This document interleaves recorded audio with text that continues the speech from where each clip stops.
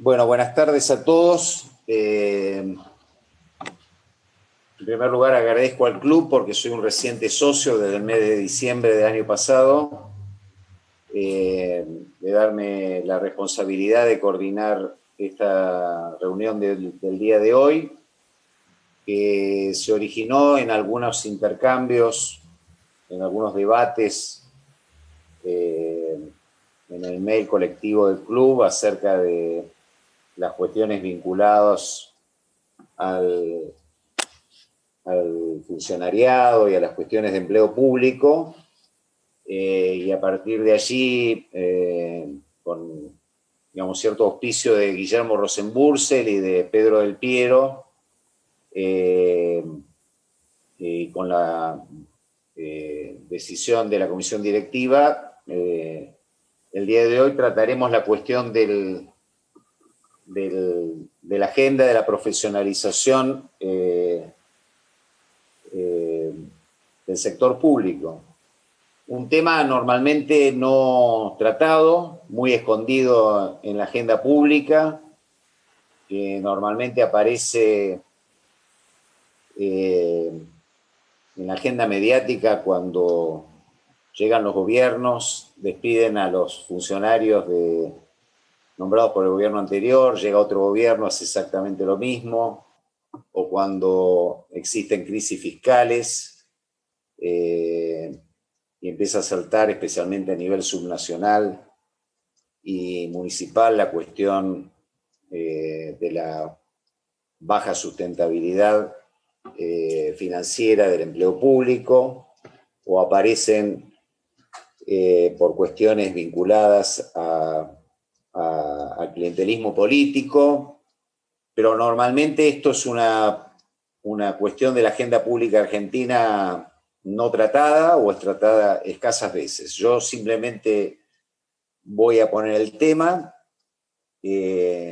Normalmente los países del capitalismo avanzado cuentan desde mediados del siglo XIX y a lo largo del siglo XX con un servicio civil profesional de carrera. Los países del sudeste asiático también. Algunos países que venían del Imperio Británico lo mismo. El caso latinoamericano muestra escasos niveles de profesionalización bajo las reglas del servicio civil al estilo de los países más modernos del mundo o del sudeste asiático, quizás con la escasa excepción de Brasil desde la época de Getúlio Vargas. Y en el caso argentino, probablemente salvo en el intento del presidente Alfonsín de la creación del cuerpo de administradores gubernamentales, que tuvo su experiencia, acá está el profesor Groisman, presente, que fue uno de los actores de aquel proceso, y posteriormente durante la época de Menem con el Sistema Nacional de la Profesión Administrativa, que tuvo un funcionamiento importante durante 5 o 6 años. La cuestión del acceso a la administración pública por razones de capacidad, mérito, especialización, carreras administrativas razonables, estabilidad del funcionariado, selección de los mejores, profesionalización de la función de gestión de recursos humanos, son temas que la democracia argentina lamentablemente no ha logrado resolver. Lo segundo que tengo para comentar es que justamente como consecuencia de esto, en el mes de marzo del año pasado, en el documento que se compartió por el correo del club, un grupo de expertos, profesores universitarios, ex responsables de políticas de empleo público, de reforma administrativa, de todos los gobiernos democráticos hasta el presente, personalidades públicas de distintas extracciones, pero bueno, lo más importante, la mesa promotora, que se encontraba ubicada en distintas posiciones del juego electoral del año pasado, yo diría en todas las posiciones más importantes que se jugaron el año pasado, decidimos hacer un llamado a un consenso por una función pública profesional para la Argentina, que recibió adhesiones de mucha gente, alrededor de 1.000 personas y unas 40, gente de 40 universidades públicas y privadas, sindicatos, insisto, ex responsables de políticas administrativas a lo largo del proceso democrático. Y para nosotros eso ha sido un cierto logro en el sentido de lograr que colegas y gente que se dedica a estos temas, pero que responde a distintas posiciones políticos partidarias, nos hayamos puesto de acuerdo en al menos sentar las bases doctrinarias de la resolución de este problema.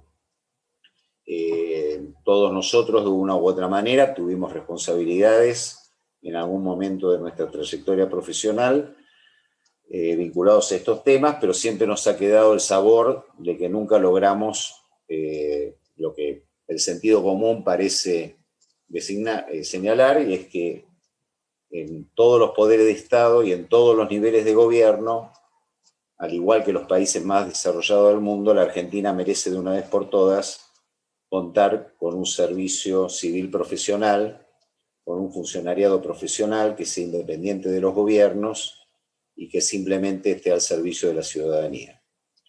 Y que, bueno, dicho esto, no voy a robar más tiempo a los expositores.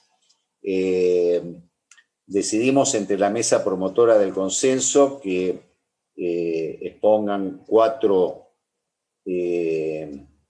miembros de la mesa promotora: el doctor Diego Pando, la doctora Lourdes Puente Olivera, el licenciado Miguel Martín y el licenciado Eduardo Salas, por razones que después comentaré cuando vaya presentando a cada uno de ellos. Primero le voy a dar la palabra a Diego Pando. Diego es licenciado en Ciencia Política, doctor en Ciencia Política, es magíster en Políticas Públicas de la Universidad de San Andrés, es profesor de la Universidad de San Andrés, dirige la licenciatura en Administración Pública de la Universidad Metropolitana de Educación y Trabajo, es presidente actualmente de la Asociación Argentina de Estudios de Administración Pública y durante el momento que firmamos el consenso formaba parte de los equipos de apoyo al presidente Fernández en el momento en que firmamos el consenso entre todos los colegas que les señalé. Así que, Diego, te doy la palabra. Recordá que son alrededor de 8 minutos aproximadamente. Bien, muchas gracias. Buenas tardes a todos y a todas. Muchas gracias por permitirnos este espacio de diálogo e intercambio de ideas tan importante para nosotros. Y en particular, muchas gracias a Guillermo por el esfuerzo de la coordinación de esta actividad. Un poco como decía justamente Guillermo, y bajo la premisa de que el desarrollo de un servicio profesional es una condición esencial en todo intento de fortalecer el aparato estatal, desde hace un par de años, un grupo plural, rescato lo de plural, de académicos, funcionarios y exfuncionarios vinculados y vinculadas directamente al tema gestión pública, impulsamos un consenso orientado a la mejora o al fortalecimiento del funcionariado en nuestro país. Además del listado de oradores, yo quiero destacar como parte de esta coalición promotora del consenso a Alberto Bonifacio, que está aquí entre nosotros, que fue director del Sistema Nacional de Capacitación entre el 2001 y el 2016, y que fue secretario general de CLAD, que es un organismo internacional de referencia en Iberoamérica en materia de Estado, a Gonzalo Diegues, que es el director del Programa de Gestión Pública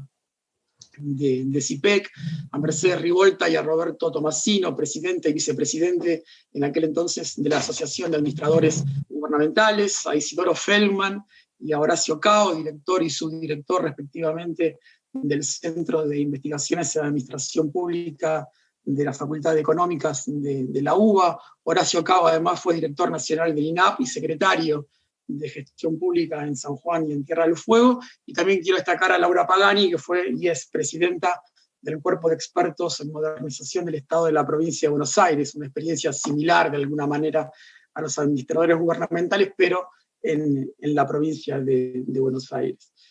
Este es el grupo promotor, esta coalición promotora de este consenso, que está construido sobre la base de un diagnóstico de situación y que presenta un conjunto de criterios de acción para avanzar hacia la profesionalización de la función pública. Entiendo que el documento circuló, yo simplemente en estos 8 minutos o menos que tengo, quiero hacer referencia a los principales lineamientos, para después darle la palabra al resto de mis colegas que puedan avanzar con el desarrollo.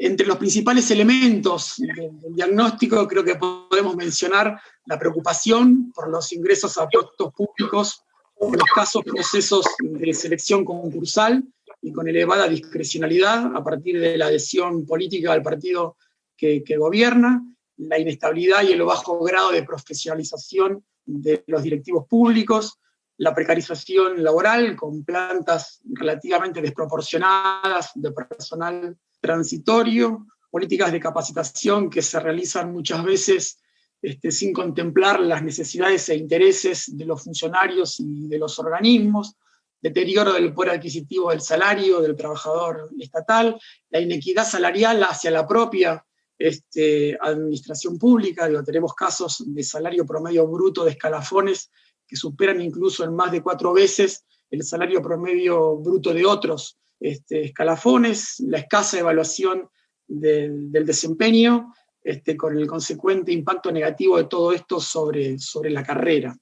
Y en base a este diagnóstico, entre las principales líneas de acción o compromisos propuestos por este consenso, se encuentra el ingreso mediante selección por examen abierto a la ciudadanía, la importancia de la planificación estratégica y con sustentabilidad financiera de la planta de personal, ascensos por criterios de antecedentes y oposición, promoción por capacitación y calificación que acredite la idoneidad para el ejercicio de las tareas, la creación de un régimen de funcionariado civil superior para preservar de alguna manera la memoria institucional y lograr la continuidad de políticas públicas de mediano y largo plazo, el cumplimiento del derecho constitucional a la negociación colectiva, así como la presencia equilibrada de personal contratado bajo figuras de dependencia laboral a término, la inversión en capacitación a partir de las necesidades de los organismos públicos y la constitución de un Consejo Nacional de Función Pública con participación de los partidos políticos que tengan representación legislativa y de sectores sociales, empresariales, gremiales y académicos, porque consideramos que tan importante como impulsar este tema de la profesionalización es sostener intertemporalmente este proceso que, como bien sabemos, tiene características que trascienden a una gestión de gobierno. Desde una mirada estratégica consideramos que tan importante como avanzar en cada una de estas líneas de acción es hacerlo de manera conjunta y de manera coordinada. A grandes rasgos, el consenso tuvo, como bien decía Guillermo hace un rato, casi 1000 firmas, lo cual nos pone muy contentos, en primer lugar, porque no buscamos masividad de las firmas, sino que buscamos que sean referentes y personas que estén o hayan estado desde diferentes lugares comprometidos y comprometidas con el Estado, y en segundo lugar, porque las firmas y la coalición promotora reflejan una diversidad de miradas, pero todos la importancia de avanzar en esta deuda pendiente de la democracia argentina, que es la profesionalización de la función pública. Hemos realizado diferentes actividades de difusión a lo largo de estos años, presentaciones en charlas, seminarios y congresos. Hemos publicado diferentes artículos en medios de comunicación, hemos tenido mucho activismo en redes sociales, entre otras actividades que se pueden ver en el sitio del consenso. Como bien decía Guillermo, yo fui uno de los coordinadores del área de Estado y Administración Pública del Frente de Todos. La plataforma del Frente de Todos incorporó esta cuestión de la profesionalización del empleo público junto a otros temas que nos parece que son claves para avanzar en materia de fortalecimiento del Estado, como la planificación, el federalismo, la coordinación, la transparencia y la rendición de cuentas, la participación, la evaluación y el uso intensivo de tecnologías digitales. Sabemos que no es garantía de nada, pero hay, o hubo por lo menos en ese momento, una clara señal de que este era un tema de la agenda del equipo de Estado y Administración Pública, y así fue que el tema fue incluido en la plataforma del Frente de Todos que tuve la responsabilidad de coordinar. Y finalmente, y para no irme más allá del tiempo definido y en todo caso después quedar abierto a comentarios y a inquietudes, el consenso fue declarado de interés por la legislatura de la provincia de Santa Fe y también fue declarado de interés por la Cámara de Diputados de la provincia de Mendoza. Dicho esto, les agradezco y desde ya quedo a disposición para el intercambio.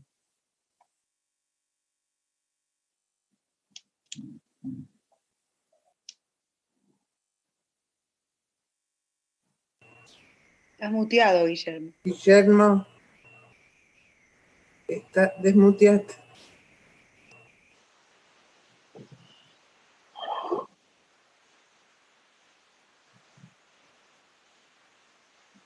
Lourdes Puente Olivera es la directora de la Escuela de Gobierno de la Universidad Católica Argentina, de la Facultad de Ciencias Políticas y Sociales, es miembro de la mesa promotora del consenso y es una exponente más de cómo en todos los ambientes de las facultades de administración, donde se dictan materias de administración, carreras de administración, ciencia política, o ciencias sociales en general, o ciencias del gobierno, ha merecido el apoyo de la mayor parte de los colegas que se desempeñan en universidades nacionales.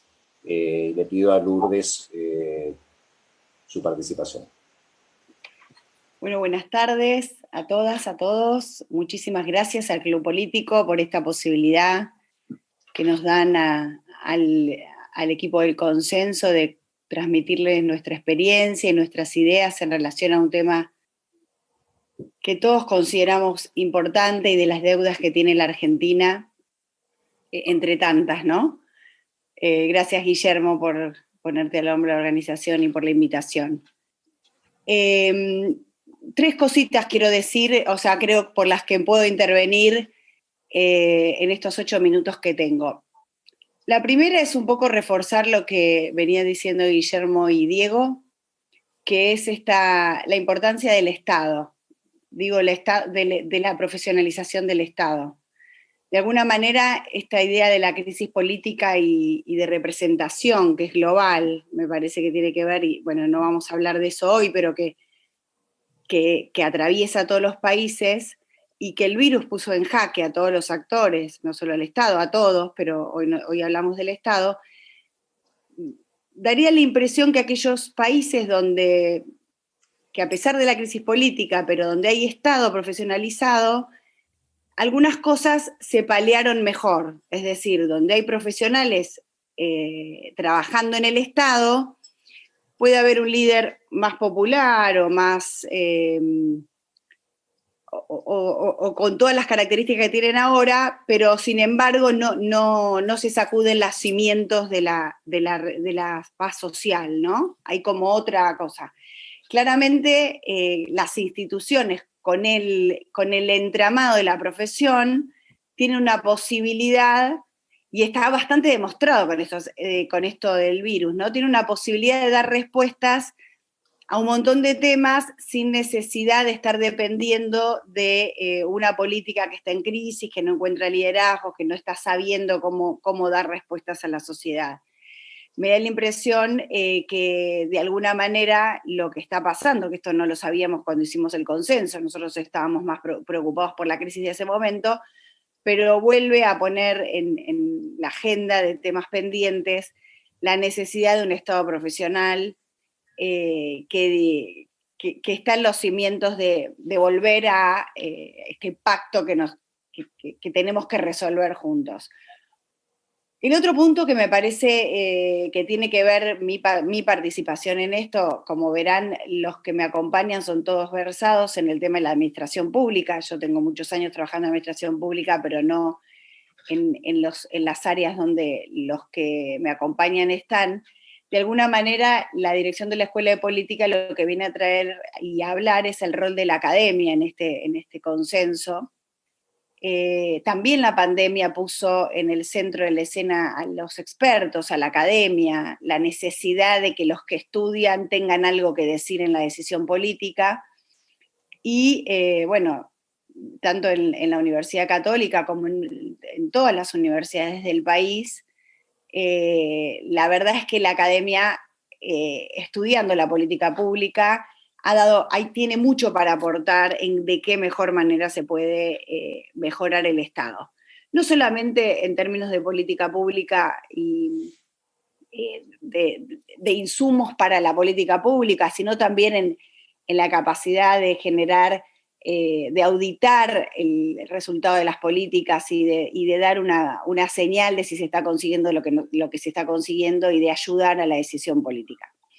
Y por último, que es el otro tema que me parece muy importante, es la importancia del consenso, una palabra absolutamente manoseada, pero que en el fondo no termina de cristalizar. Me ha tocado desde mucho tiempo atrás participar en un montón de ejercicios vinculados con generar consensos. Mi primera participación tuvo que ver con el Bicentenario y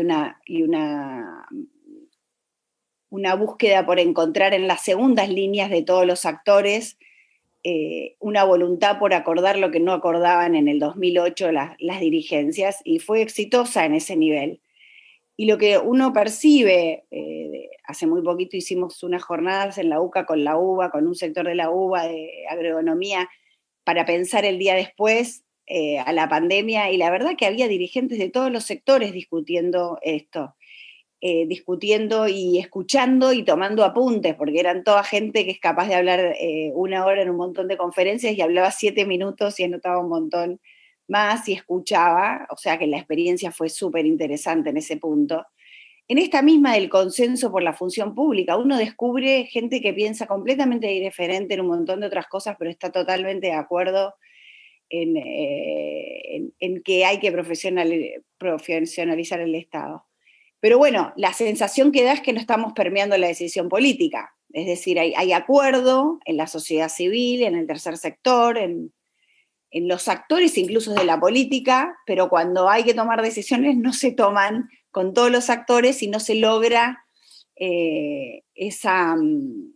ese consenso que se necesita. Por eso la preocupación nuestra cuando hicimos esta movida de lograr las firmas, no queríamos más que la firma, queríamos el compromiso de que esa llama se va a llevar a la decisión política y que va a haber en eso una atracción de parte de todos en función de conseguir eso.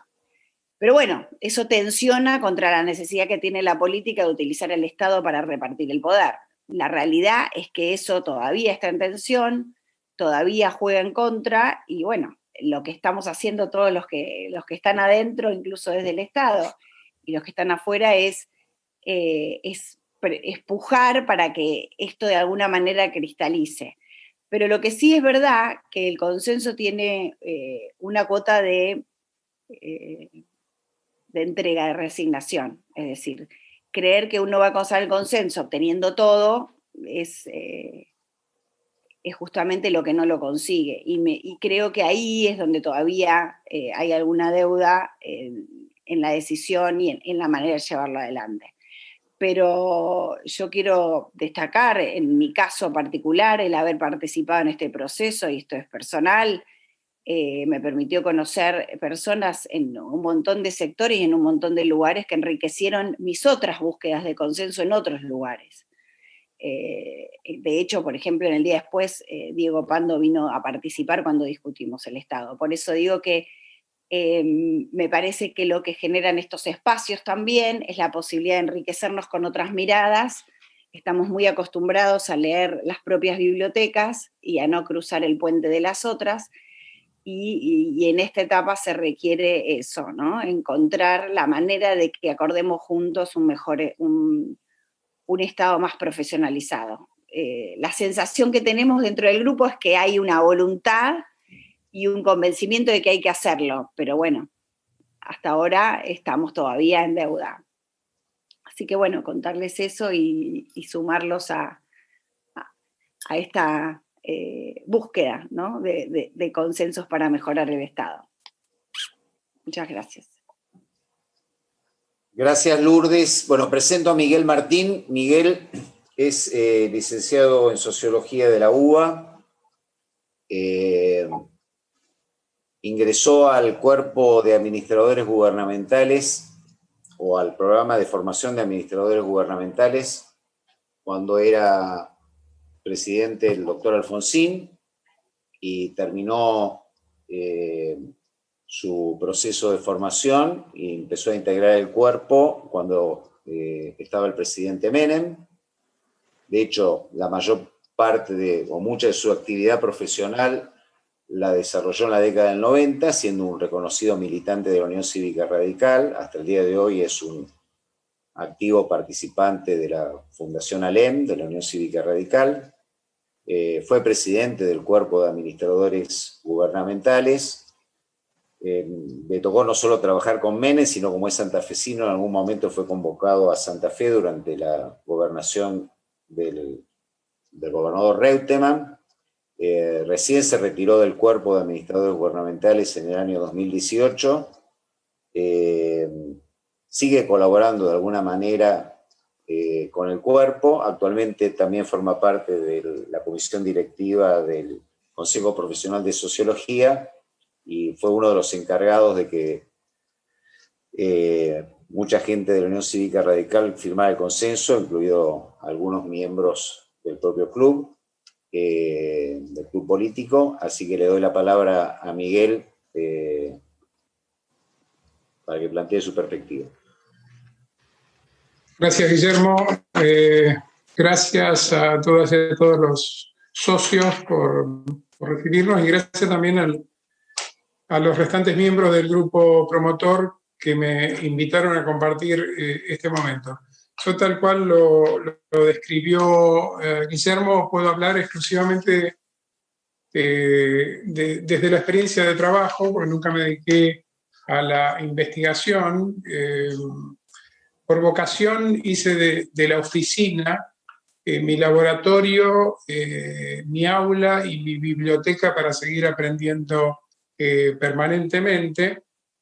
Así que solo puedo transmitir cosas en base a la experiencia, y en ese sentido, de acuerdo a lo que den, por supuesto, los minutos, discúlpenme de antemano que sea autorreferencial, pero es justamente para mostrar los desafíos que requiere, con los que se encuentra un profesional de la administración pública, por lo menos desde la experiencia. Obviamente me siento examinado en cada palabra que digo por la presencia del doctor Groisman, del cual soy su admirador. No he tenido contacto con él, pero sí soy lector de sus libros y de la exégesis de su amigo y gran inspirador del Cuerpo de Administradores Gubernamentales, hacedor del Cuerpo de Administradores, el ingeniero Jorge Esteban Rulet.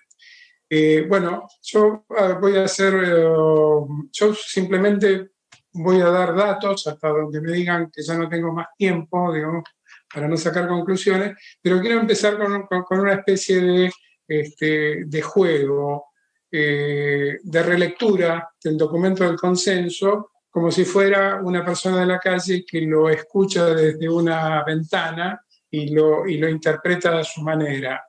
Y veo que después de escuchar los 7 puntos de este documento, si bien no se dice manifiestamente, se está apelando no solo a un consenso, sino a la continuidad de ese consenso, porque estamos en un país, lo sabemos todos los argentinos, donde consensos hay, pero son efímeros, son efímeros. Y acá se apela a un consenso que dure muchísimos años, que sea permanente si esto es posible.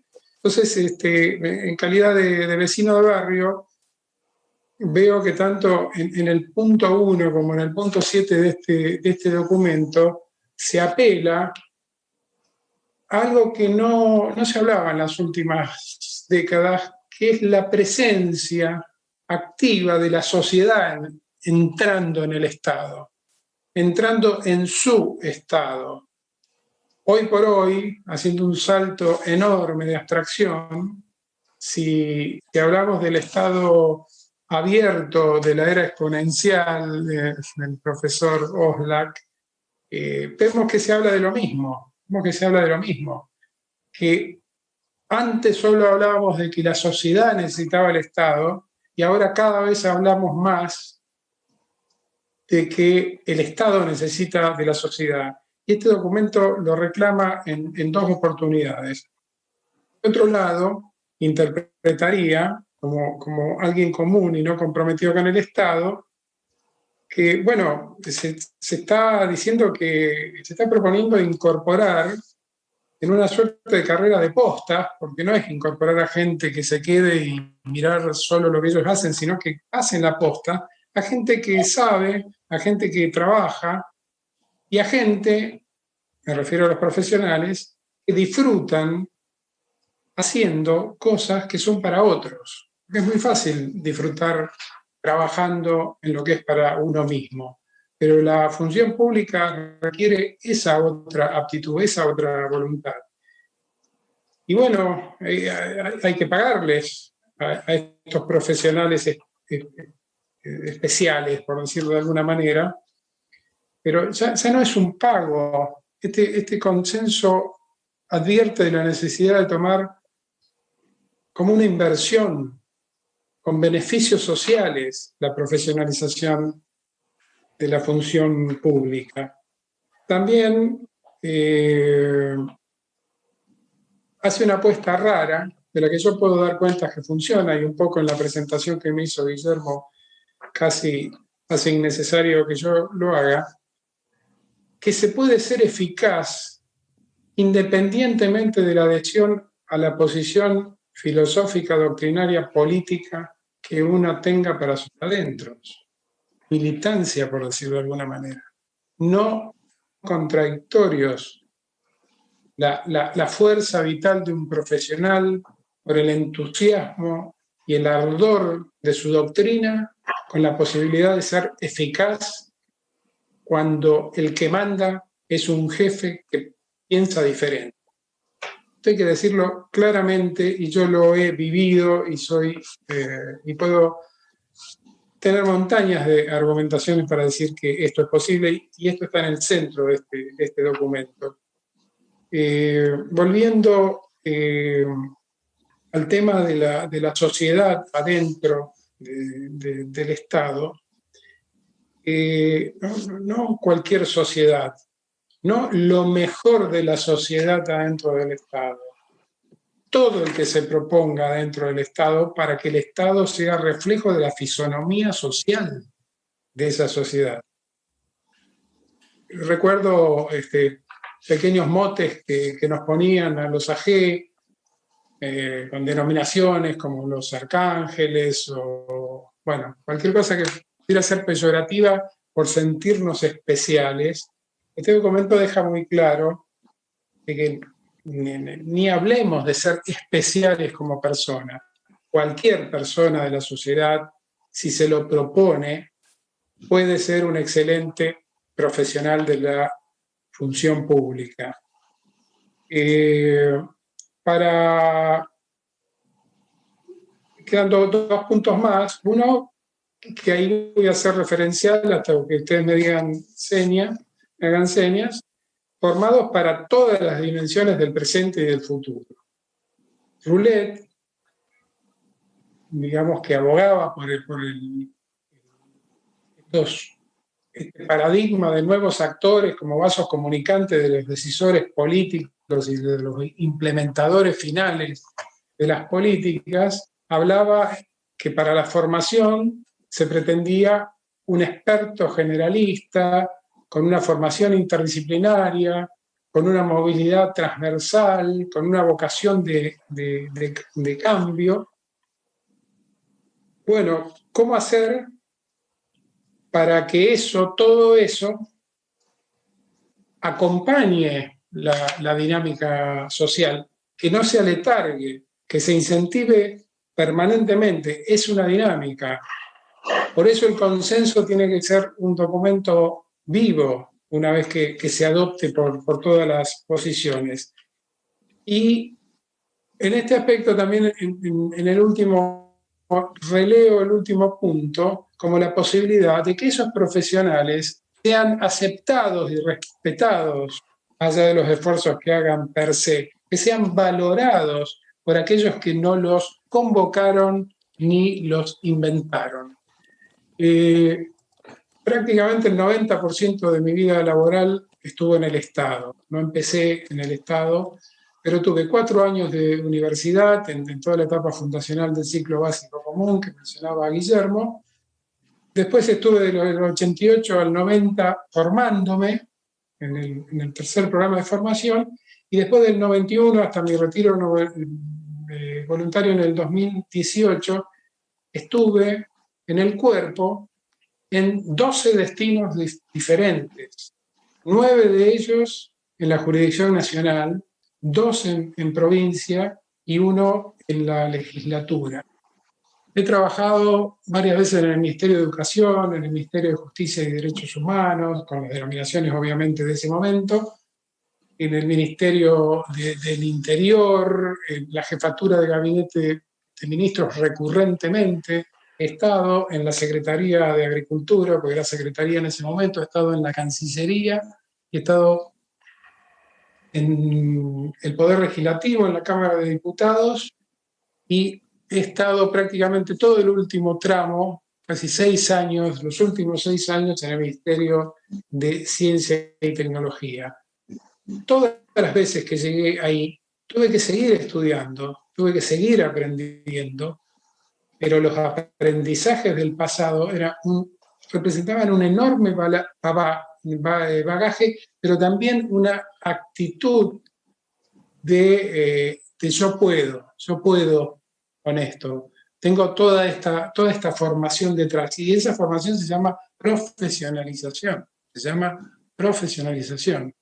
Trabajados, lo leo rápidamente para que ustedes vean nada más que la variedad de lo que significa aprender para poder atacar muchos problemas de la función pública, porque más allá que en el escritorio y en la misión de cada uno pueda ser muy especializada la función, se interactúa con el resto de la administración en lenguajes que deben ser comprensibles. Yo trabajé en mi primer destino en el plan de la transformación educativa con Salonia.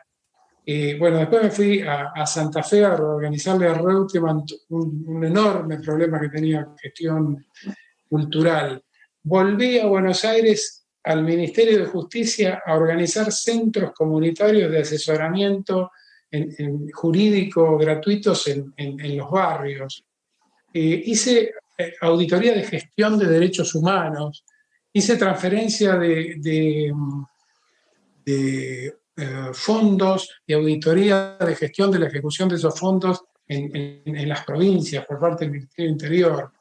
Fui a meterme en el difícil circuito de los trámites de migraciones orientales en el Ministerio del Interior. Ustedes se pueden imaginar, y queda chico lo que se imaginan. He estado en el control de certificaciones educativas de títulos extranjeros. Estuve muchos años en las distintas versiones, desde la génesis del Sistema Federal de Emergencias de este país. He estado reorganizando la Comisión Nacional de Biotecnología Agropecuaria, que aprueba hasta el día de hoy los transgénicos. Vivimos una semana donde esto es noticia y debate, por supuesto, organizando esa oficina y logrando un plan estratégico de desarrollo de la biotecnología agropecuaria 2005-2015 que reunió a 150 actores de la política y de la economía.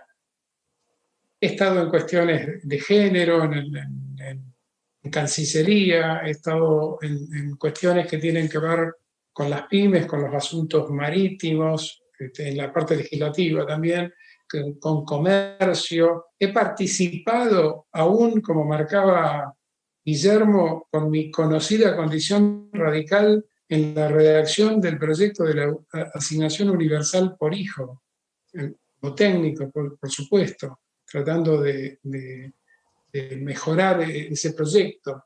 Estuve en la provincia de Buenos Aires con negociaciones colectivas de docentes.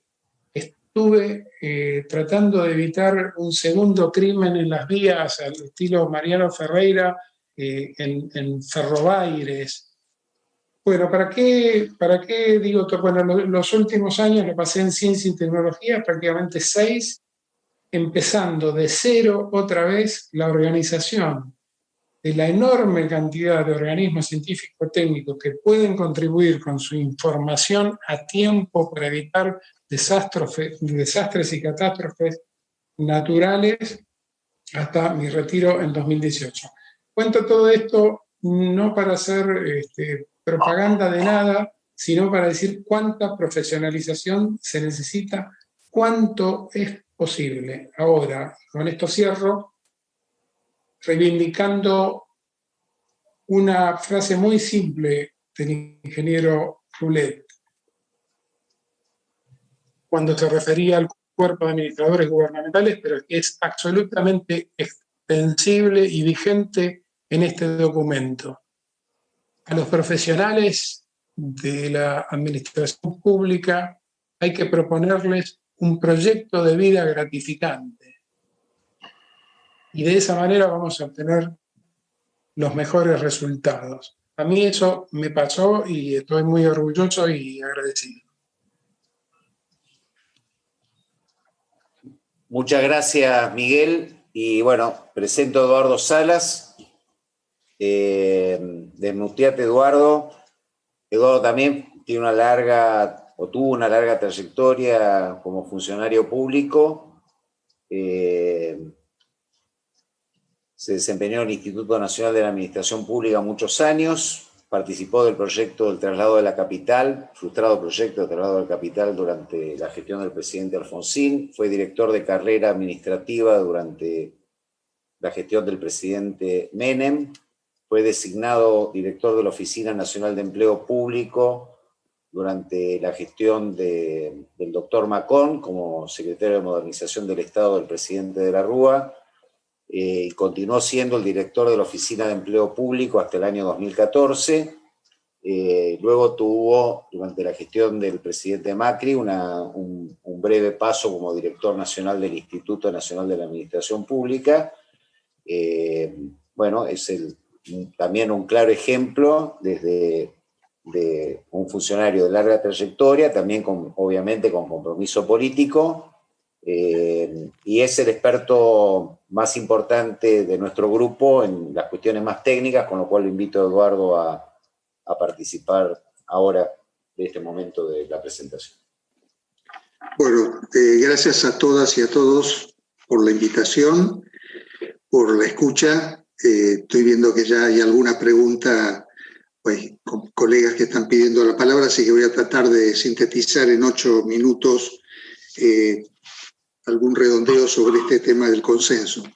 Y lo voy a hacer fundamentalmente en función de lo que acaba de decir Guillermo. Yo soy un hombre de la administración, un ciudadano que decidió en su vida trabajar en favor de la ciudadanía en general del país, y más allá de las preferencias políticas o personales que uno puede tener, como decía Miguel, también he sido testigo de cómo un funcionario que es capaz de comprometerse con el compromiso democrático de asumir la responsabilidad de los planes del gobierno elegido democráticamente, puede perfectamente desplegar una vida plena de sentido.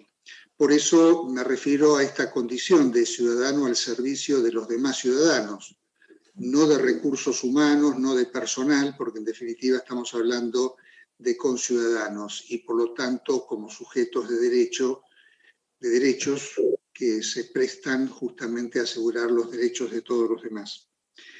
En segundo lugar, porque también en mi condición de director de empleo público tuve ocasión de presenciar en distintas gestiones el despliegue de muchos de los instrumentos que esta democracia ha generado en favor de la profesionalización del servicio civil.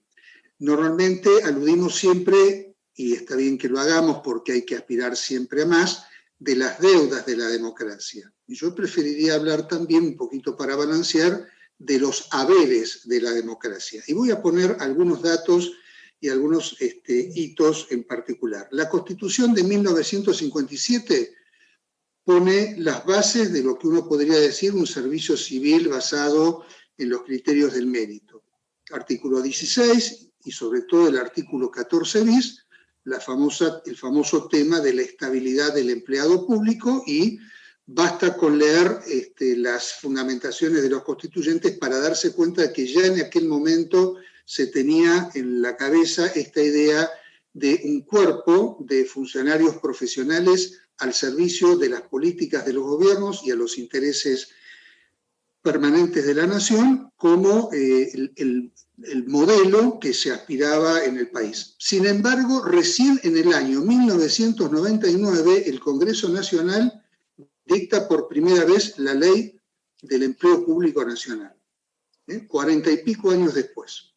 7 años antes había consagrado, después de una larga tradición argentina de adhesión a los convenios internacionales de la OIT, la Ley 24.185, que vehiculiza el derecho a la negociación colectiva también previsto por el artículo 14 bis.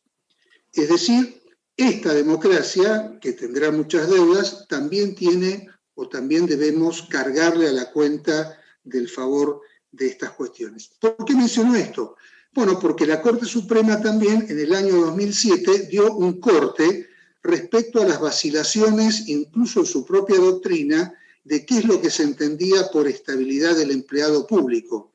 Y a partir del fallo Madorrán, un fallo que recae en una empleada de la aduana, es decir, de una empleada pública que estaba o está comprendida bajo la ley de contrato de trabajo y negociaba sus condiciones no por la ley de negociación de la administración pública, sino por la tradicional 14250. Pues el fallo Madorrán lo que dice es, no importa cuál es el régimen de empleo, no importa cuál es el marco de negociación, lo importante es que es un empleado del Estado, y la Constitución distingue clarito que una cuestión es la estabilidad del empleado público y otra cuestión es la protección contra el despido arbitrario en el mercado laboral privado.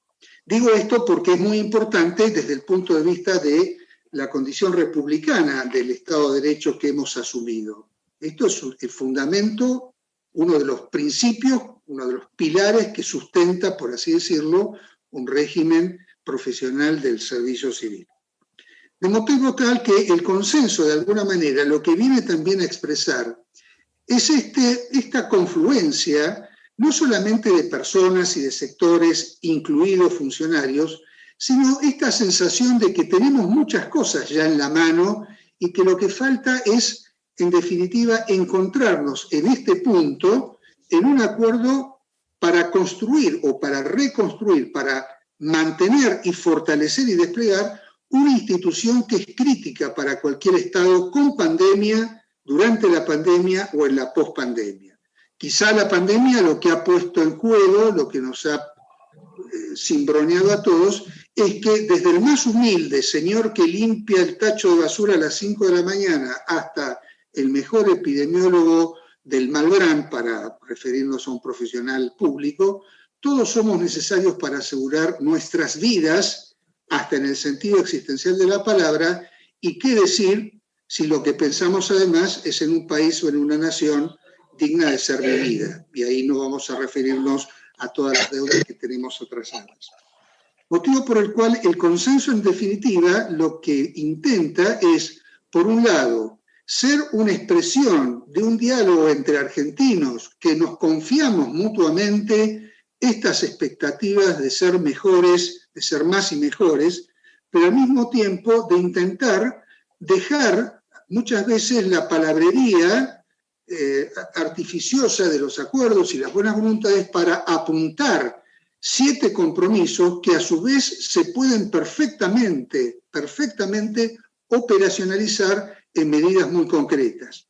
Y esto es un poco lo que el consenso también ha permitido que sectores representantes de la más diversa orientación académica, política, ideológica, etcétera, encuentren en este documento un punto de convergencia.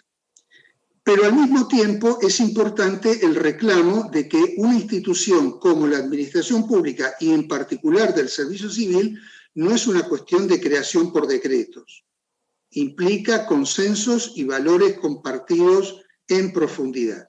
Y voy a poner un ejemplo. No es verdad que en el régimen de la administración pública, a nivel por lo menos del Poder Ejecutivo, no se ingrese por concurso. En los últimos años yo he sido testigo, y también lamentablemente en algunas formas protagonista, de miles de concursos que se han llamado y que muchos incluso ya se han vehiculizado y consumado. De hecho, el gobierno incluso anterior, del presidente Macri, también tuvo una importante convocatoria de miles de cargos puestos a disposición de quien quisiera concursar eso. Pero voy a mencionar 2 cuestiones para mostrar hasta qué punto es importante estas cuestiones de que los distintos actores, y Miguel resaltaba sobre todo la importancia de la inclusión de la sociedad civil, digamos así como concepto global, en estas cuestiones. 2 decretos. El decreto 254 de diciembre del 2015, que lo primero que hace es poner en duda todos los concursos hechos por el gobierno anterior. No solamente los concursos, sino también las contrataciones.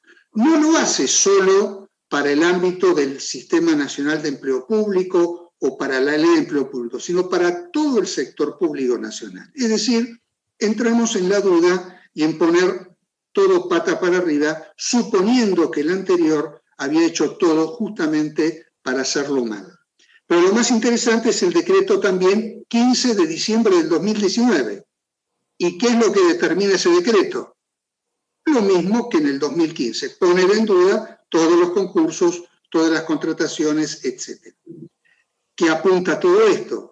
A que en un estudio muy largo que hemos hecho con un colega, hemos visto cómo, o hemos podido probar cómo los gobiernos, cuando se van, cuando ya les falta muy poquito tiempo, toman las medidas que no asumieron o no tuvieron el coraje de tomarlas con anticipación. Y un ejemplo último, el tema de la alta dirección pública, uno de los temas tan importantes, tan trascendentes en la calidad y en la efectividad del desenvolvimiento de la gestión pública. Se acuerda entre los gremios y el gobierno anterior en julio del 2019, a escasos 6 meses del cambio de gobierno. Uno puede imaginar, siendo autoridad de un gobierno, que posiblemente va a ganar las elecciones. Bueno, bienvenido sea y tendrá 4 años más. Pero ¿y si no las gana? Bueno, ¿qué es lo que ocurrió? Que efectivamente, como ese decreto, en un tema tan trascendente como implica la profesionalización de directores generales, nacionales o directores, inmediatamente fuera puesto en suspenso.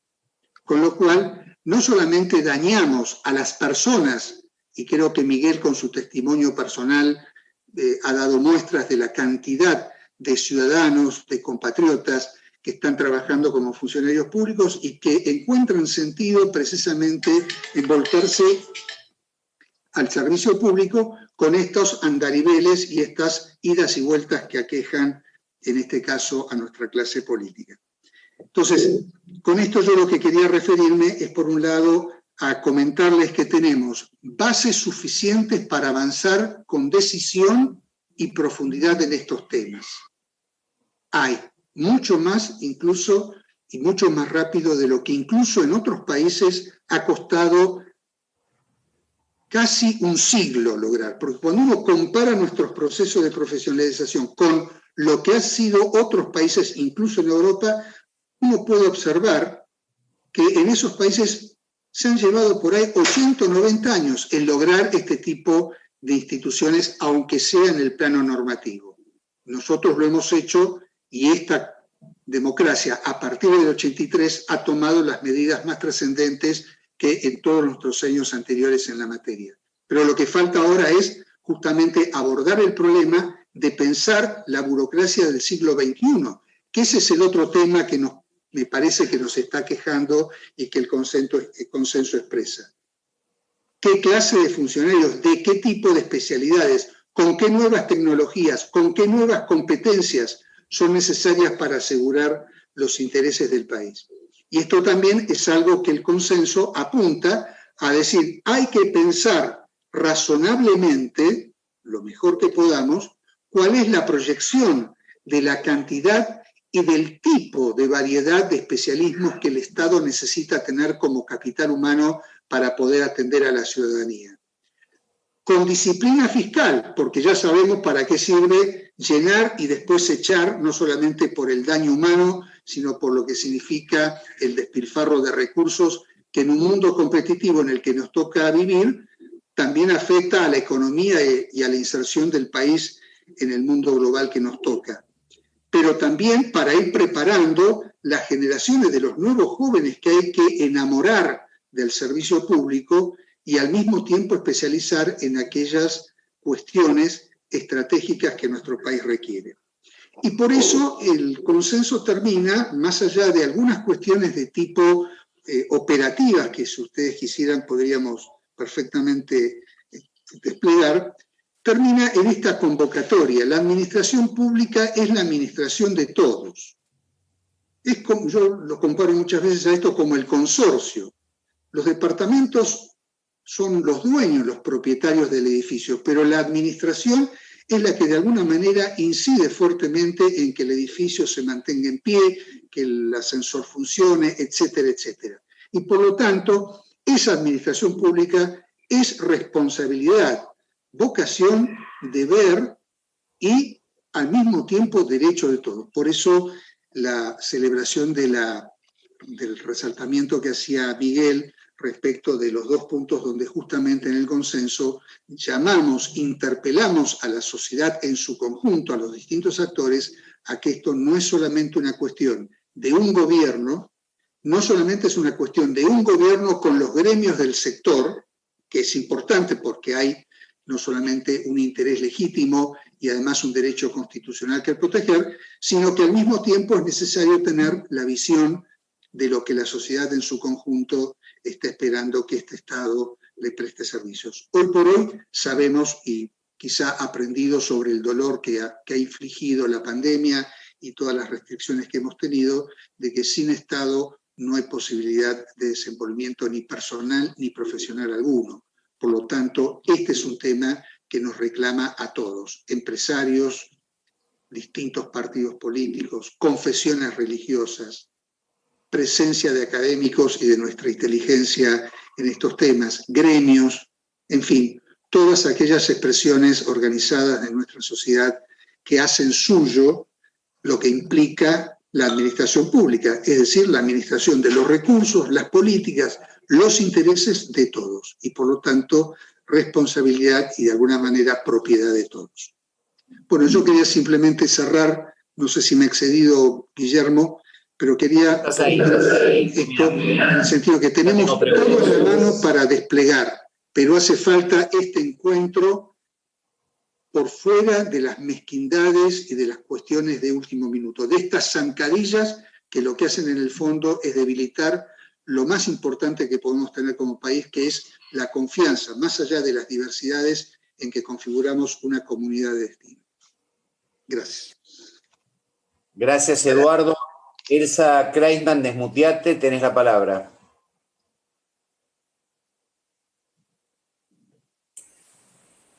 Bueno, buenas noches a todos y todas.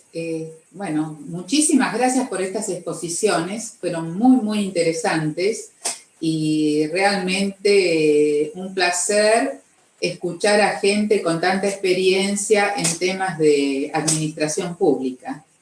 Yo tengo muchos años de trabajo, la mitad de mi carrera profesional la hice en el sector público y no tengo dudas respecto de la necesidad de implementar una reforma desde ya. Tengo dudas en cuanto a la permanencia y para desarrollar un poco mi tema quería recurrir un poco a la historia. En los años 90 se implementó una reforma muy, pero muy profunda y muy costosa. Varios miles de millones de dólares se destinaron a la reforma del sector público de todas las jurisdicciones, la nacional y las provinciales, e incluía las indemnizaciones por los retiros voluntarios, ¿no? Fue muy amplia y todos la recordaremos. Esa reforma, que nos costó tanto, además fue financiada por los organismos multilaterales, o sea que fueron varios millones de dólares de financiamiento multilateral, más otro tanto debe haber sido, porque en general el 50% lo ponía el Tesoro Nacional, financiado por el Tesoro. ¿Cuánto duró esta reforma? No sé si llegó a los 10 años. Creo que Guillermo Joachim dijo más o menos 5 años, no sé, bueno, yo le diría como mucho 10 años.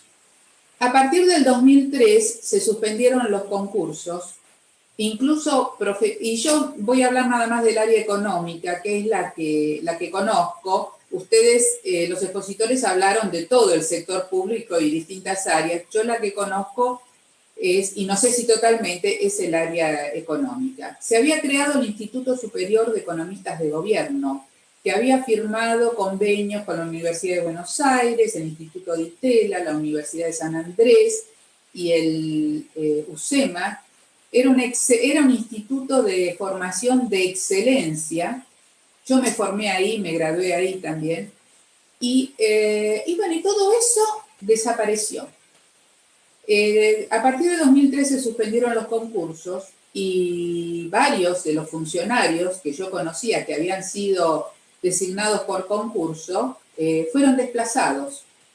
Recuerdan el INDEC. Yo recuerdo el director nacional de Cuentas Nacionales, que fue desplazado porque no quiso retocar la estimación del Producto Bruto Interno.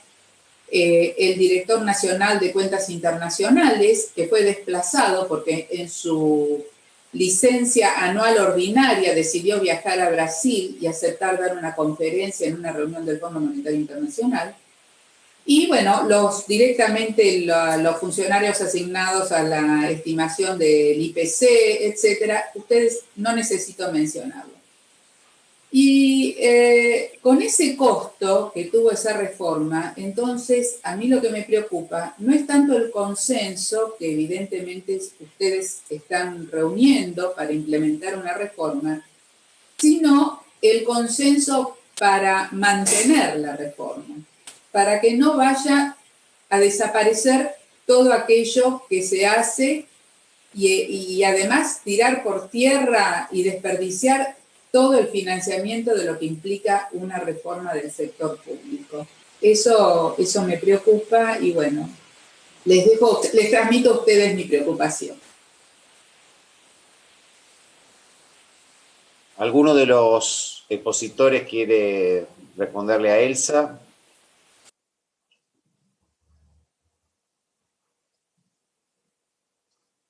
Eduardo. No, simplemente compartir la preocupación de la colega. La suspensión de los concursos comenzó en 1999, para ser preciso, y se mantuvo hasta el año 2009. Después del 2009 esto se levantó. De todas maneras, la experiencia de los economistas de gobierno, que era una excelente iniciativa, de alguna forma, actualmente el sistema de empleo público, el sistema de profesión administrativa los recogía en lo que se llamaba el agrupamiento especializado. Lamentablemente fue una experiencia que, como tú bien dices, no desplegó adecuadamente. De hecho, creo, por lo menos en mi último paso en la función pública, creo que quedaban 60 colegas en tal carácter. Ahora, justamente, quizá por ahí la relación que hacía la doctora Kreisman se refiere a la reforma del Estado en su conjunto, y un poquito lo que estábamos tratando de focalizar, por lo menos en este consenso, era en lo que refería más a los temas del personal estatal, que también es importante que estas reformas o estas mejoras tengan también una sustentabilidad en el tiempo, y por eso la presencia de otros actores, de los distintos actores sociales, puede ayudar en alguna medida a evitar estos bandazos, estas idas y vueltas que, como tú bien dices, se repiten. El retiro voluntario también del año 2000 significó un costo sumamente importante en términos de dinero, y no solamente por el dinero, sino porque por la forma en que estaba diseñado se iba gente justamente la más calificada, muchas de las cuales después hubo que contratar para que volvieran a prestar servicios en temas especializados, ¿no?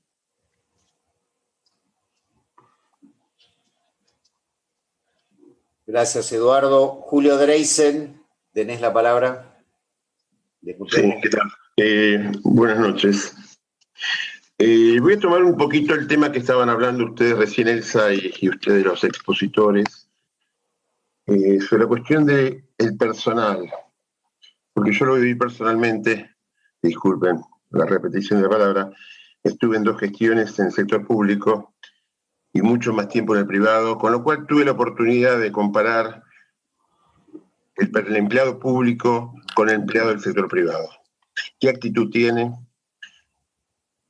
¿Qué incentivos se le da?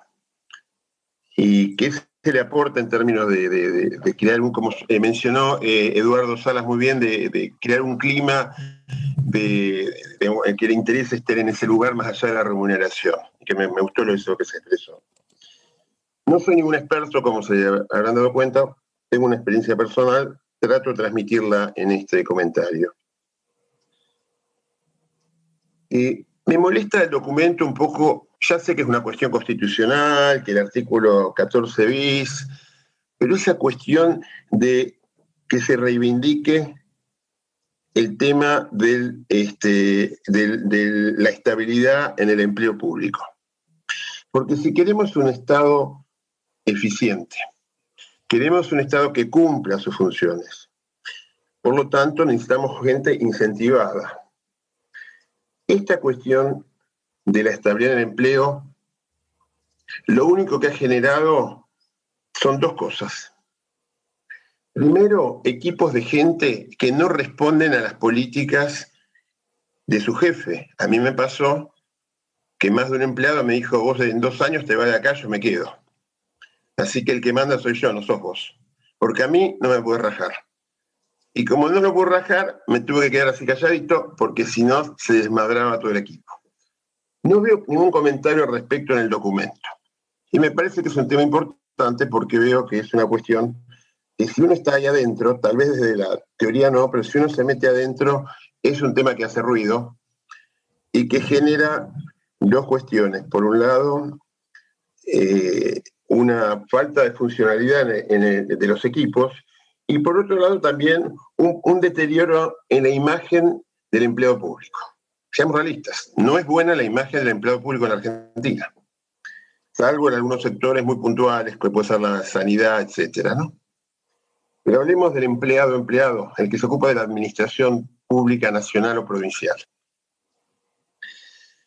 Entonces, yo la pregunta que hago es, digamos, ¿qué es lo que ustedes proponen para crear incentivos, para resolver la cuestión de las capas geológicas? No sé, digan, ¿cuánto subió el empleo público en los últimos 5 o 10 años? Ustedes deben saberlo, más que se duplicó. No creo que este país necesitaba eso ni tiene la capacidad de pagarlo.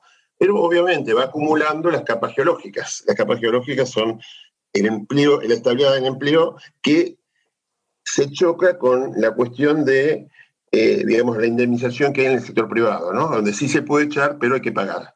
Se paga por el despido arbitrario. Entonces, no sé, que les quería preguntar si tienen algún comentario al respecto y si por qué eso no está en el documento.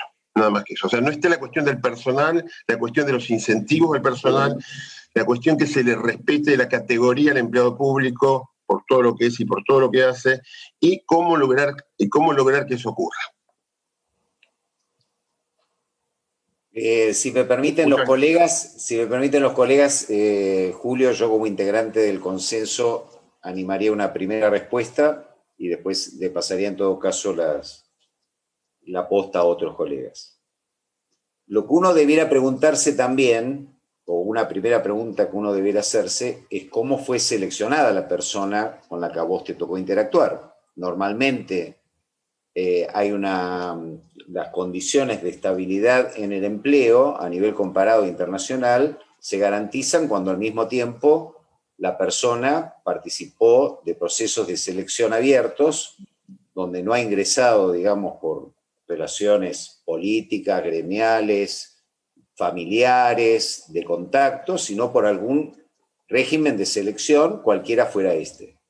Es decir, el primer llamado que nosotros hacemos es que en la medida que no haya procesos de selección abierto en todos los niveles de gobierno y en todos los poderes del Estado, es decir, estamos hablando del empleo a nivel no solo federal, sino provincial y municipal, y no solo en el Ejecutivo, sino, por qué no decirlo, en el Congreso de la Nación y en el Poder Judicial también.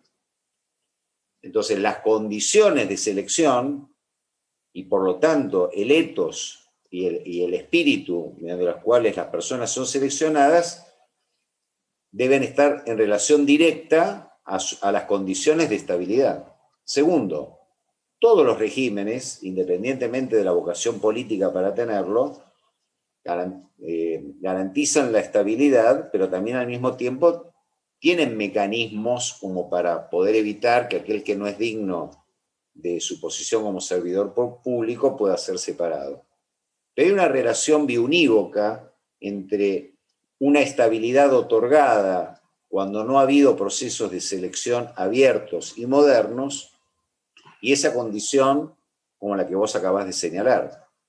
Segundo, en relación a tu pregunta sobre el tamaño del empleo público, es cierto que a nivel federal en el Poder Ejecutivo Nacional ha crecido, de todas maneras creció del 9% del presupuesto nacional en época de Menem, alrededor del 12-13% del presupuesto nacional en los últimos años, y esto no varió con Macri, se mantiene estable desde fines del 2000, de la década del 2000 al 2010 hasta hoy, pero sí efectivamente todos sabemos el alto peso que tiene en los presupuestos públicos provinciales y municipales. Quiero decir con esto que efectivamente nuestro problema más importante a nivel del sector público nacional es un problema de eficacia, de eficiencia, de funcionalidad de los equipos, como acabás de señalar vos, pero nosotros no estamos llamando a una estabilidad que no esté vinculado a mecanismos de selección, a mecanismos de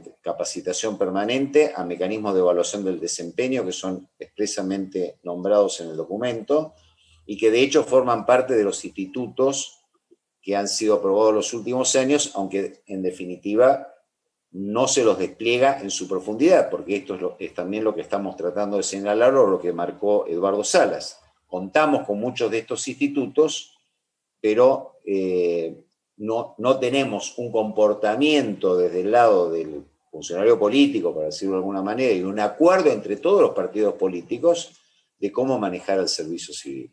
Lo que señaló Elsa hace un rato y volvió a especificar con más detalle temporal Eduardo, digamos, de retiros voluntarios costosísimos, que no son justamente tomados por el tipo de persona que a vos te tocó, más bien son tomados por aquellos que saben que después van a ser consultores en el sector privado o docentes, etc.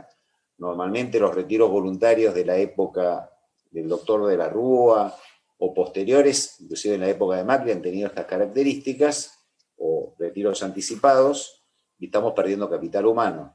Entonces, mi perspectiva es que esto es un sistema. Si no se construye como sistema, van a aparecer problemas como los que vos señalaste, y entonces cumplir con la Constitución Nacional parece un imposible. Pero no quiero hablar más, no sé si alguno de mis colegas... Sí, Eduardo. No, simplemente para referir que en el documento, en el segundo compromiso, hacemos una mención es cierto, con un lenguaje diplomático o no agresivo, en la última parte donde dice con mecanismos simples y expeditivos para desvincular a quienes no estén a la altura de la condición y dignidad de servidores públicos. El tema de la condición apunta precisamente al tema del desempeño productivo y la dignidad se refiere obviamente a las características éticas o de integridad en el manejo de los recursos públicos que correspondan.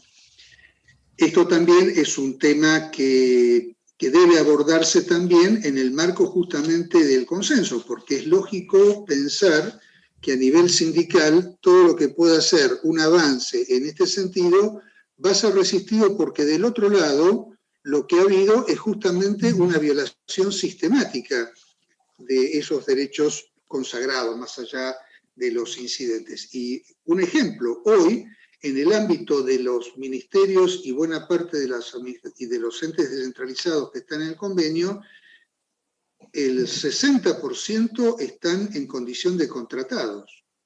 No son funcionarios públicos en el sentido permanente o de carrera. Y entonces allí, ¿qué incentivo puede tener un joven, un profesional, un ciudadano, por no poner ninguna referencia ni a lo académico ni a la edad, de comprometerse con un empleador que no sabe si adentro de 6 meses le va a decir no venga más? Entonces también eso es un tema que pesa mucho en la eficiencia, en la eficacia, en el funcionamiento de la administración. Yo mencionaba lo del fallo Madorrán y lo de esta interpretación que la Corte Suprema ha hecho después de una larga historia de fallos. Ustedes recorren los fallos en este sentido, la Corte ha ido diciendo distintas cosas, pero con este fallo lo que ha dejado sentado justamente es la interpretación de la Constitución como está. Cambiamos la Constitución, habrá que pensar en otra cuestión. Pero fundamentalmente el problema que se nos plantea es justamente cómo combinar lo que Julio estaba planteando. Estabilidad, ¿pero para qué? Bueno, para prestar servicios. Y prestar servicios significa que yo como funcionario tengo una ética profesional que es obedecer a quien legítimamente es gobierno. Y si no me gusta me tengo que ir. Así de simple. Y por eso me parece que el testimonio que daba Miguel, yo no quisiera hablar del mío porque me da vergüenza. Miguel, por ahí, Miguel es más audaz en esto, y él que tiene una afiliación radical abierta y bueno, nos ha dicho lo que nos ha dicho. Bueno, ese es el tipo de funcionario. Una cuestión es lo que yo voto o lo que yo hago cuando dejo mi cargo y me voy a la calle a hacer las actividades religiosas, musicales, artísticas o políticas. Pero adentro de la oficina pública yo soy un funcionario al que se me paga el sueldo con los recursos de todos. Por lo tanto, si el pueblo ha elegido tal gobierno, mi obligación ética y profesional, está inserto en la ética profesional del funcionario, es acatar las órdenes y poner el mismo entusiasmo como cualquier otro gobierno que pueda o no ser de mi simpatía personal. Y esta es una cuestión que hay que construir, es una mística y una ética que hay que construir. O mejor dicho, que hay que fortalecer, porque si no luego aparecen, como bien Julio por ahí comentaba con su experiencia, reacciones. Me protejo. Voy al sindicato a que, aún cometiendo incumplimientos, me proteja contra... Bueno, esto es lo que me parece que también implica construir una institución de semejante caladura como es el funcionariado público. Perdón por haber hablado mucho. Perdón. Teresita González, desmuteate. ¿Y tu pregunta?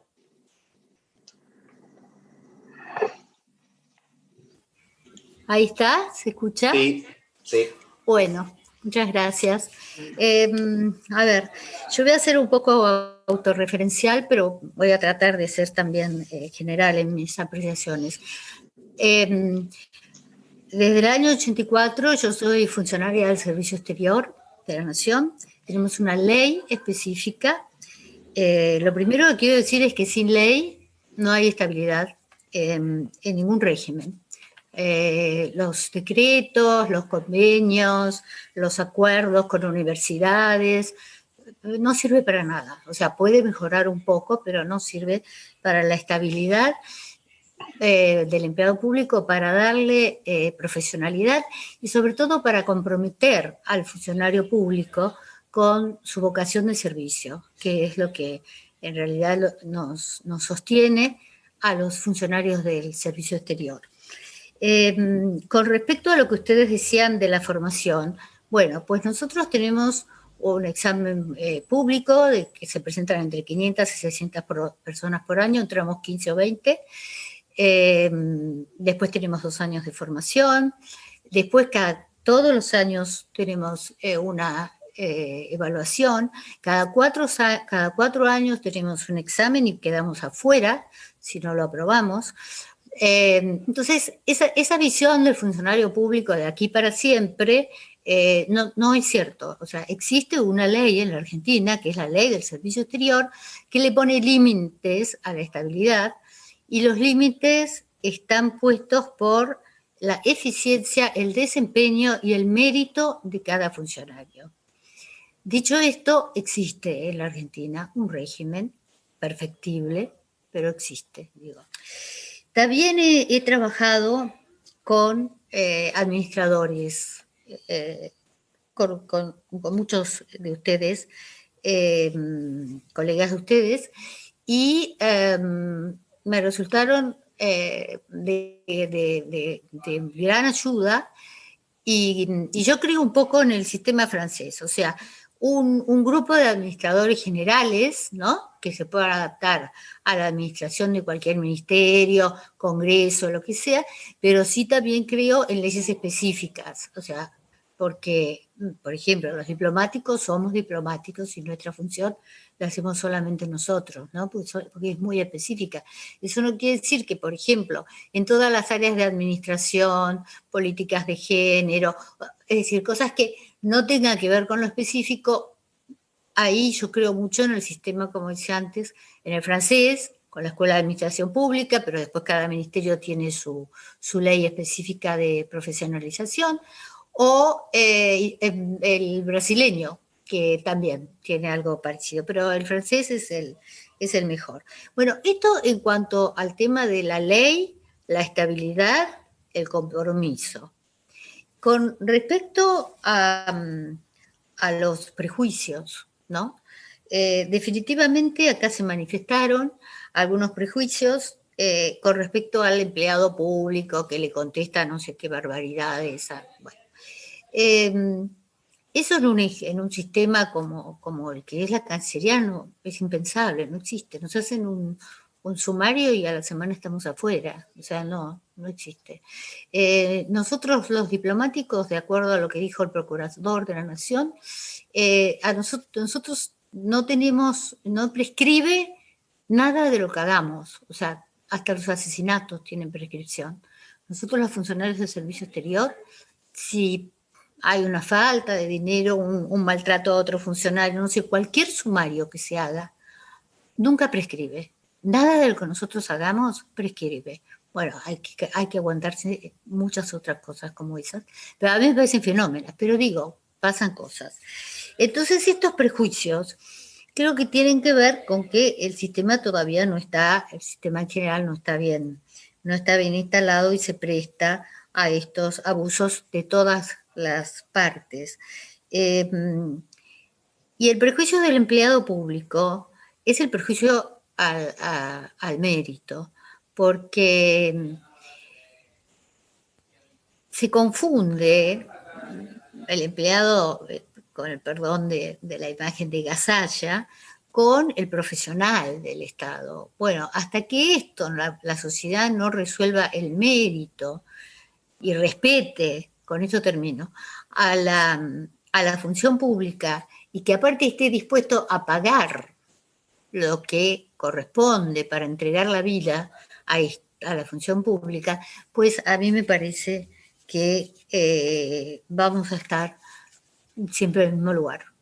Esa confusión de empleado patotero, mal calificado, permanente, y el profesional es un abismo, es hablar de mundos diferentes, pero es un prejuicio y creo que todos los vivimos. Muchas gracias. Gracias, Teresita. Bueno, vamos cerrando. Le pido un último cierre a Diego y a cada uno de los conferencistas. Si no tenemos más preguntas. Julio, querés una pregunta, sí, cómo no. La acabo de ver. No hay problema. Si no, cerrada. La acabo de ver, no. Muy rápido. Respecto al problema de los sindicatos, lo que se hizo con los jubilados que decían que eran mitos que no se podían tocar. Respecto de la imagen del empleado público, pregúntenle a los 3,5 millones de empleados que perdieron su trabajo en esta crisis y ninguno del sector público. Pregúntenle a los 3,5 millones qué piensan al respecto. Me parece que no alcanza con lo que están diciendo, no es pegarle al jefe el problema de la imagen del empleado público. El problema es que hay 3,5 millones de personas que están en la calle hoy y que no hay un empleado público en la calle. Tercera cuestión.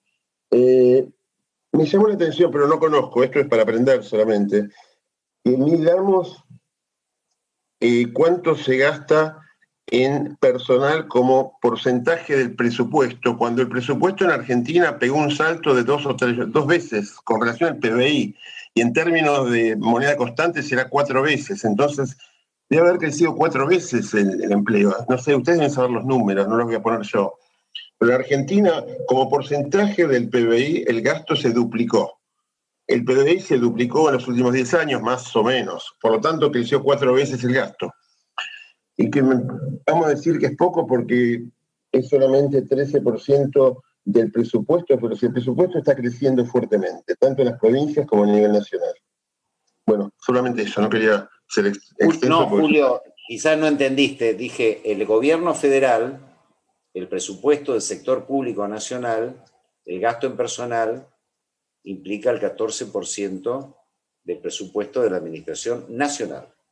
Sabemos que a nivel provincial y a nivel municipal, el gasto en personal, por ejemplo, Jorge Remes siempre sostiene que él logró sostener una planta de 250.000 personas a lo largo de la década del 90 y que hoy la planta de personal en la provincia de Buenos Aires es de 750.000 personas.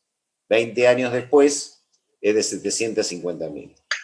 Y que, por supuesto, en términos porcentuales, el gasto en personal a nivel provincial y municipal es muchísimo más alto que a nivel del gobierno nacional. El comentario fue sobre la dinámica, no sobre la estática, o sea, qué nivel tiene, sino cómo evolucionó. Lo que vos acabas de decir, 250 y 450. Sí, claro, bueno, ese es quizás el punto más importante, y lo que nosotros justamente estamos señalando es que esta irresponsabilidad fiscal o esta ausencia de sustentabilidad fiscal de las plantas supone un acuerdo de la política. A ver, recordemos, es un acuerdo de la política. Recordemos que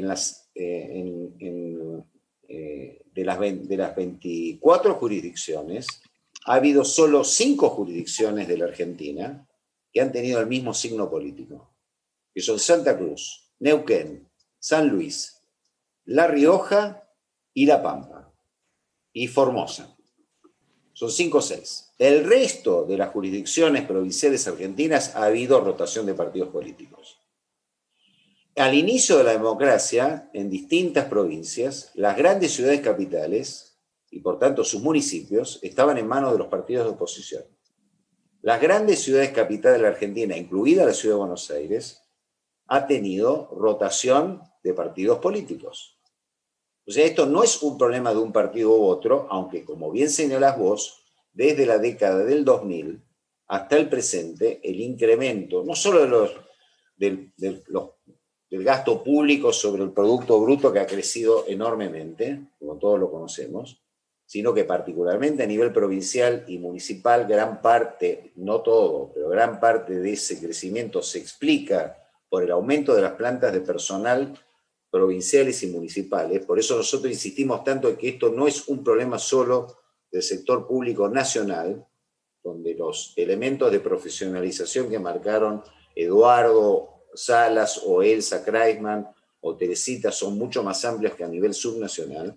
Ahí tenemos un problema bastante más grave que a nivel nacional, no solo en términos cualitativos, sino, como bien señalas vos, en términos cuantitativos, y en términos además de porcentajes sobre el gasto en personal sobre la totalidad del presupuesto público, insisto, a nivel provincial.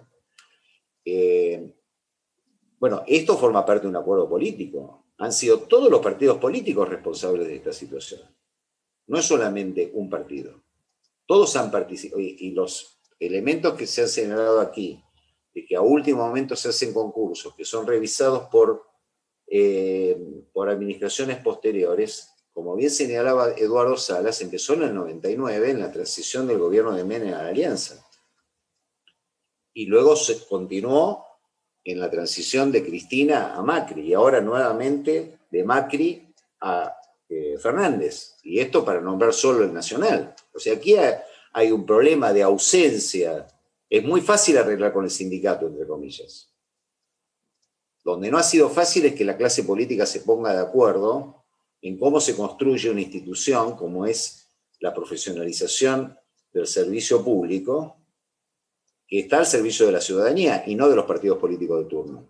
Y este es el grave déficit que tiene la Argentina y que, como bien señalaba Eduardo, a muchos países le costó un siglo construirlo. Inglaterra, Estados Unidos, gran parte de los países europeos, pero nunca tomamos el toro por las astas. Y entonces no solo tenemos los problemas como los que acabas de señalar vos, empleados públicos que mantienen su empleo, que no han sido seleccionados muchos de ellos por sistemas de selección abierto, mientras que muchos compatriotas han perdido su empleo. Por supuesto, esto es un grave problema. El tema es cómo lo resolvemos de una vez por todas. No sé si otro colega quiere señalar algo en relación a esto. Yo, Guillermo, si me permitís, ¿Cómo no? coincido con lo que estás planteando y con lo que plantea también Eduardo. Me preocupa, por supuesto, lo que plantea Julio en términos de los prejuicios o el desprestigio que también mencionaba Teresita en relación a la función pública.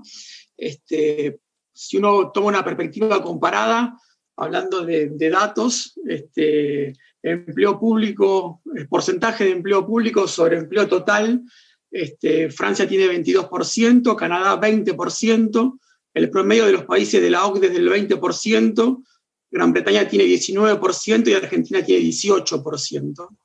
Me parece que el tema no es tanto la cantidad de empleados públicos, sino fundamentalmente temas de carrera y estas cuestiones que nosotros venimos planteando en el consenso, por lo menos así lo demuestran estos datos.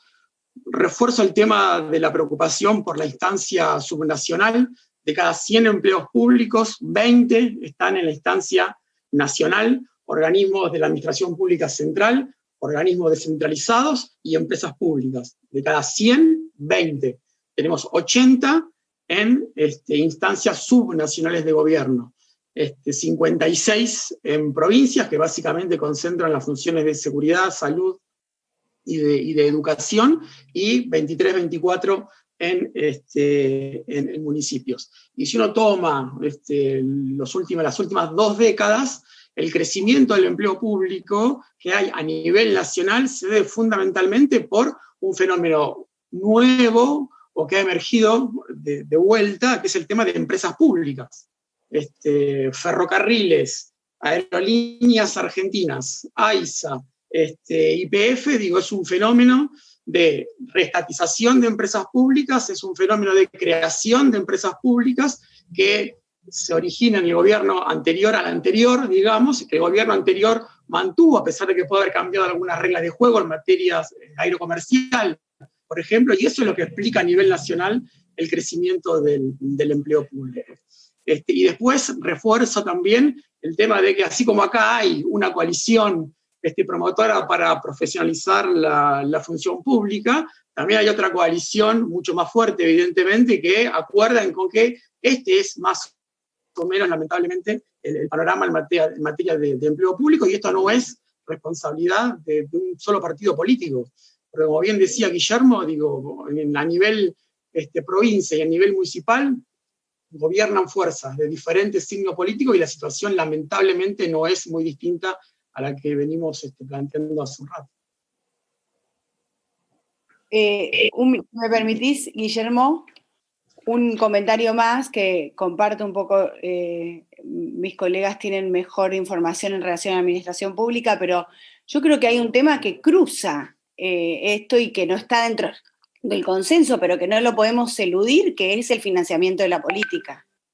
O sea, también si no resolvemos eso nos va a costar mucho resolver el tema del Estado y la profesionalización del Estado.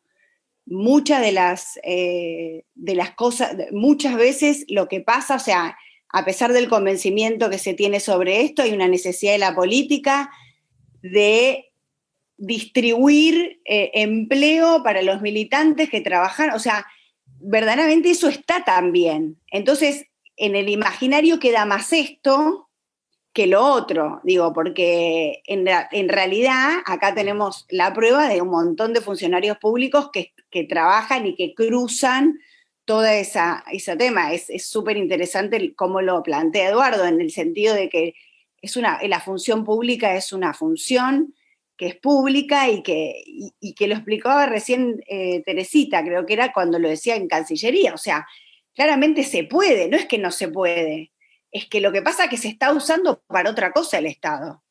Entonces, cuando se usa para otra cosa, todo se tergiversa, entonces cualquier acusación es válida, porque depende en el bando político que vos estás, juega, digo, vos necesitás pagarle a los propios, es una manera de pagar, entonces después tratás de que entre y que quede dentro del empleo público, y entonces eso se juega en otra carta. Yo creo que esas fuerzas existen, negarlas es absurdo. Lo que nosotros estamos peleando es para que la profesionalización le gane la pulseada. No sé si se puede resolver si no resolvemos el financiamiento de la política. La verdad que no estoy tan segura. Creo que está, pero no era parte del consenso. El consenso lo que pretende es ir desde la profesionalidad a dar esa pelea, a decir, acá el Estado no puede ser disputa, si no hay institución, no hay manera de profesionalizarlo. Pero me parece que no podemos evitar que el tema está ahí y lo cruza. Y yo personalmente creo que nuestro Estado incluso tiene nichos muy profesionalizados. A mí me pasó, les voy a contar una anécdota personal. Yo estoy haciendo mi tesis, estoy terminando mi tesis doctoral, todavía no soy doctora, Guillermo. Y tenía que buscar unos datos del Ministerio de Defensa que por supuesto no estaban. O sea, es imposible. Eran ejercicios militares en una etapa. ¿Saben dónde estaba? En un sector del Estado que está más profesionalizado, Ministerio de Economía. En las cuentas de inversión del Ministerio de Economía estaban los ejercicios militares. O sea, ¿y por qué no estaban en el Ministerio de Defensa? Y porque no hay profesionalización, porque el ministerio es una manera de ir pagando favores políticos para funcionarios. Entonces, no se mantiene eso. Pero digo, hay nichos. La AFIP yo creo que es un nicho muy profesionalizado.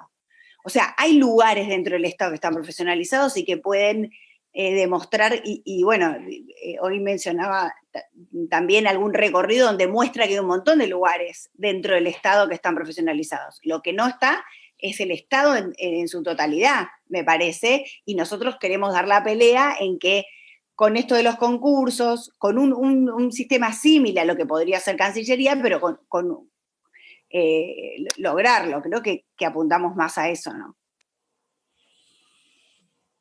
Bueno, si no hay ninguna pregunta, Miguel, si querés cerrar en nombre de todos nosotros. No sé si estás ahí todavía, Miguel Martín.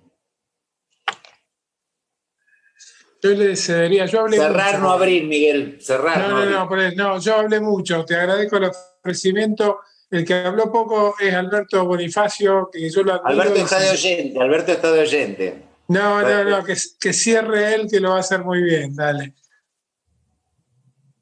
Bueno, está bien, si los miembros del club lo aceptan, yo no tengo problema.